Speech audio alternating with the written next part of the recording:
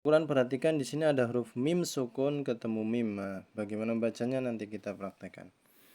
إلا الذين يصلون إلى قوم بينكم وبينهم ميثاق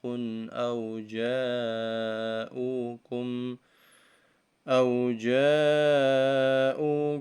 حصرت صدورهم أن يقاتلوكم أو يقاتلوا قومهم ولو شاء الله لسلطهم عليكم فلقاتلوكم.